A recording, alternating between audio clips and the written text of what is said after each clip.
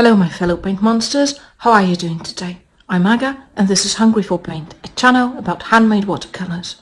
Today we're further working with watercolors from poems about you, and this time I would like to focus on mixing colors, and I'd like to do an inking test together with you to show you how these paints work together with a pen. In the inking test, as usual, first I'm drawing a line on top of which I'm going to paint so that you can see how transparent the paints are in case you do your line work before you paint, and then when the paint dries I'm going to draw a second line on top of it to show you if it gets blurry and if it's safe to draw on top of the paint.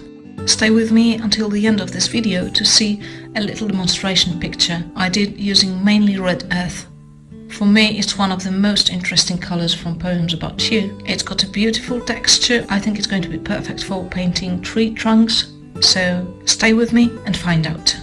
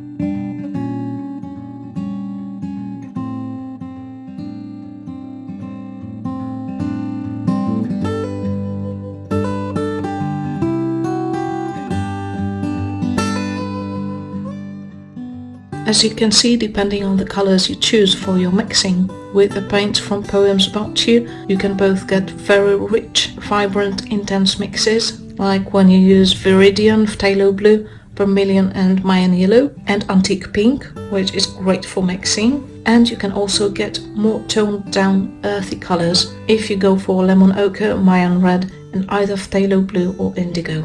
Antique Pink seems to be perfect for florals, as it can create some absolutely lovely pinks, violets and purples, and Viridian can create some really lovely greens and teals. In this first part of the inking test you can see that these paints are easily transparent enough for you to do your line work first and then paint on top of them. I wanted to mix some colors to show you what kind of grays you can get from these paints. Personally, for me, I think indigo and burnt umber were the easiest to balance to get the most neutral grays. If you want to get some more greenish lighter tones, you can go for phthalo blue. If you want warmer, more reddish tones, then you can try with cobalt purple Tyrian. And I wanted to show you the difference between the mixes that the more vibrant vermilion and more subdued Mayan red can create together with phthalo blue, as well as together with Mayan yellow, so you can see the kind of purples, violets and oranges you're going to get whether you decide to use vermilion or Mayan red. I also wanted to show you some greens using Mayan yellow, lemon ochre, phthalo blue and indigo.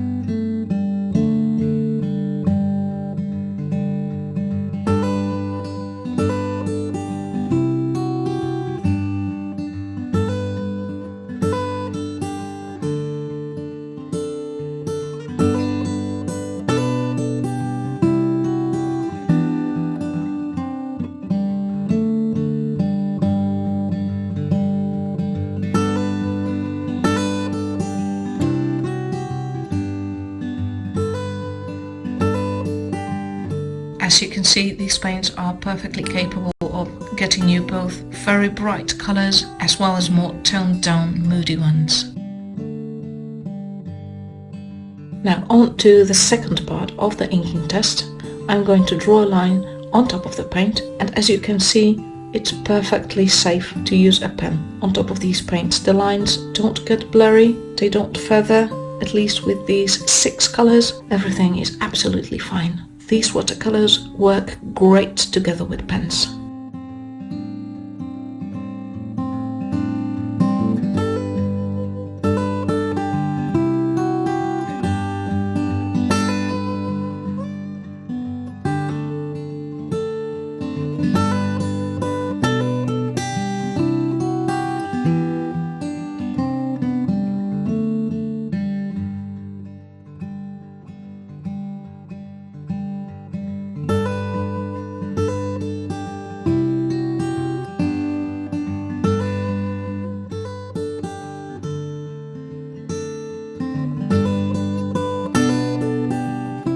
Okay, so summing up, I absolutely love these paints. If you haven't seen my review from last week, make sure to watch it. These are some of the highest quality paints I have ever tried, and they're pretty reasonably priced. So if you are tempted to try them, I think they're a great option. That's everything I've got prepared for you today. Next week I'm going to be reviewing paints from another maker. Make sure to visit Hungry for Paint on Instagram on Wednesday for a preview. If you like this video, press the like button, leave a small comment below, and consider supporting Hungry for Paint on Ko-fi. Thank you for watching, and I'm going to see you next week. Bye bye!